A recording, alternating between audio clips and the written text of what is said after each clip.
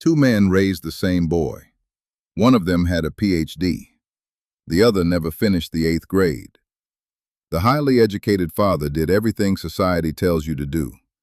He studied hard. He climbed the ladder. He earned a respectable salary, paid his taxes, and worked loyally his entire life. And he died with bills he could not pay. The other father dropped out of school at 13, took over a small, struggling business, and slowly became one of the richest men in Hawaii. He left behind an empire for his family. Same boy, two fathers, two completely opposite endings. And the boy who grew up listening to both of them went on to write one of the best-selling money books in history. His name is Robert Kiyosaki. The book is Rich Dad, Poor Dad. Here is the uncomfortable idea sitting at the center of it. The reason most people struggle with money has almost nothing to do with how hard they work or how smart they are. It is that they were handed the wrong lessons by well-meaning people who were quietly struggling themselves. Your teachers, your parents, the whole system. You were trained to be excellent at someone else's game. Tonight, you are going to unlearn that. These are the 5 lessons the rich quietly pass to their children, the ones the schools will never teach you. And the final lesson, number 1, is the single idea that separates the wealthy from everyone else. By the end of this video, you will understand it. Let's begin. Number 5. The rich do not work for money. Look closely at how an ordinary financial life is built. You wake up. You go to a job. You earn a paycheck. The bills arrive, so you go back and do it again. Then one day, the reward you have been waiting for finally comes. A raise. And something strange happens almost immediately. Your spending quietly rises to swallow it. A slightly nicer car, a bigger apartment, a new set of expenses that now demands an even bigger paycheck than before. Kiyosaki gave this loop a name, the rat race. And the engine that powers it is not money at all. It is 2 emotions working together, fear and desire. The fear of not having enough is what drags you out of bed and keeps you showing up. And the desire for more, for nicer, for newer, is what empties the account the moment it fills. So you run faster and faster on a wheel that never actually moves you forward. The poor dad's solution to this fear was the one most of us were given. Study harder. Find a safer job.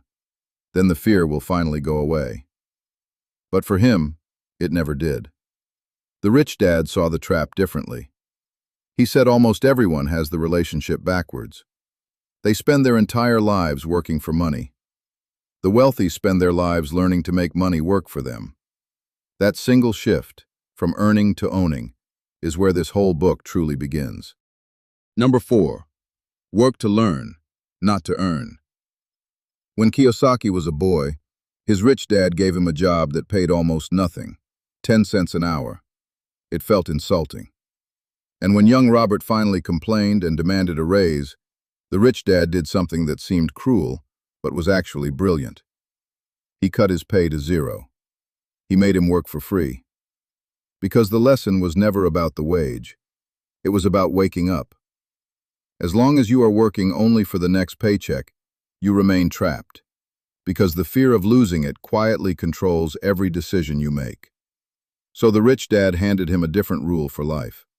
Early on, do not chase the biggest salary you can find. Chase the most valuable skills you can build. Learn how to sell. Learn how to communicate and lead. Learn how money actually moves through the world. Most people do the opposite. They become highly specialized, an expert in one narrow thing, and then they are stuck, because that one skill only has value inside one company. The people who become wealthy usually know a little about a lot. They can build a team, tell a story, close a deal, and understand a balance sheet. A job, seen correctly, is just a classroom that happens to pay you while you learn. So in your 20s and 30s especially, work to learn. The earning comes later, and when it comes far bigger. Number 3. Mind your own business. Here is a quiet distinction that runs the entire world, and almost no one has ever taught it. Your profession is not your business. Your profession is the thing you do for a paycheck. Your business is the thing you build to set yourself free. Consider Ray Kroc, the man who turned McDonald's into a global giant.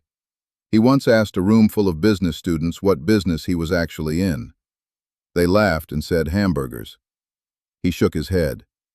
He told them he was in the business of real estate. Every single McDonald's restaurant sat on a carefully chosen, increasingly valuable piece of land that his company owned. The burgers simply paid the mortgage on the dirt. Now look at most people's lives. They spend every working hour minding someone else's business. They make their boss richer. They make their landlord richer. They make the bank richer. And at the end of it all, they own almost nothing themselves. The rich dad's advice was not reckless. He did not say, quit your job tomorrow. He said, keep the job, stay responsible, and then quietly on the side, begin building your own asset column. Real things that belong to you. The paycheck keeps the lights on today. The assets are what slowly, patiently buy back your freedom. Mind your own business. Number 2. Master the rules of a game you are already playing. Why does one person earn a fortune and still end up broke, while another, on a modest income, quietly builds real wealth? The answer is financial education, and it is almost the only subject school refuses to teach. You were trained beautifully to be an employee. Read, write, follow the instructions, pass the test, wait to be told what to do. But you were never taught how money is actually taxed, how investing really works, how the law can protect the things you build. Kiyosaki points to something most people never stop to notice. The poor and the middle class work first for money, and then they work for the government, handing over a large slice in taxes before they ever get to touch what is left. The wealthy learn the rules of the game. They use companies, investments, and knowledge to legally keep more of what they earn, and then send that money out to work. This is not about cheating anyone, it is about literacy. Money is a language with its own grammar, and most people were simply never taught to read it. Understanding accounting so you can read the numbers. Understanding investing, the science of making money. Understanding markets, the forces of supply and demand. And understanding the law. The moment you begin learning that language, the entire game in front of you changes shape. And it sets up the final and most important lesson of all. Number 1. Know the difference between an asset and a liability. If you forget everything else in this video, hold on to this. It is the lesson the rich dad drilled in above all others, and it is so simple that almost the entire world manages to overlook it. An asset is something that puts money into your pocket. A liability is something that takes money out of your pocket. That is the whole rule. Read it again. The rich spend their lives buying assets. The poor have only expenses. And the middle class, caught in the most painful trap of all, spend their lives buying liabilities that they have been carefully taught to believe are assets.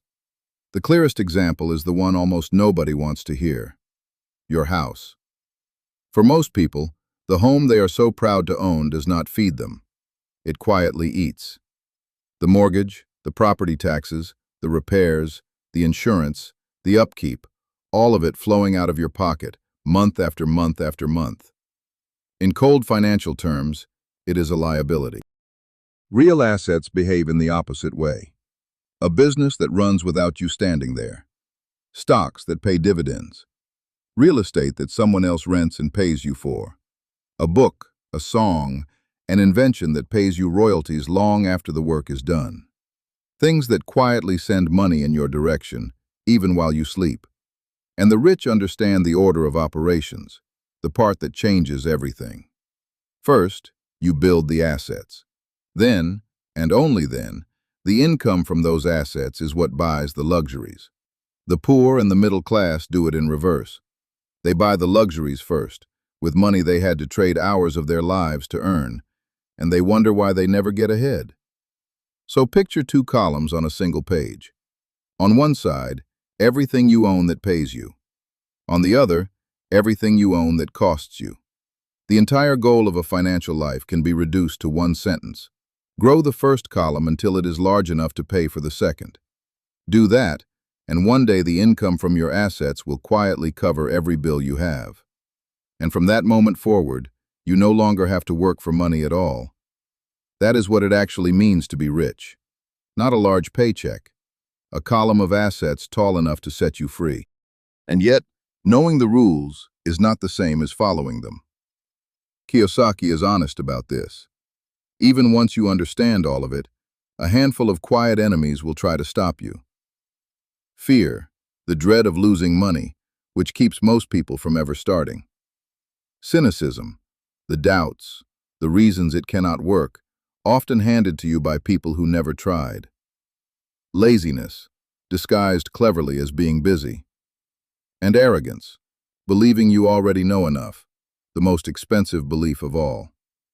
The difference between the two fathers was never really money. It was the willingness to face those enemies and keep learning anyway. So let's return to where we started. Two fathers. One brilliant, educated, hard-working, and forever short of money. The other unschooled in the classroom, but completely fluent in the one language that mattered most. The educated dad spent his whole life working for money, and somehow it was never quite enough. The rich dad spent his life building things that worked for him, and he never had to chase a paycheck again. The gap between them was never income, it was understanding. They were both playing the very same game. Only one of them had ever been taught the rules. And now, so have you. The job pays the bills. The assets buy the freedom. Fear keeps you running, and only knowledge lets you finally stop. The richest gift the rich dad ever gave that boy was not money at all. It was a new way of seeing the world. And tonight, that gift is yours. So the only question left is the one the rich dad asked again and again. Not, I can't afford it, but instead, how can I afford it? Ask it. Start there, and start today.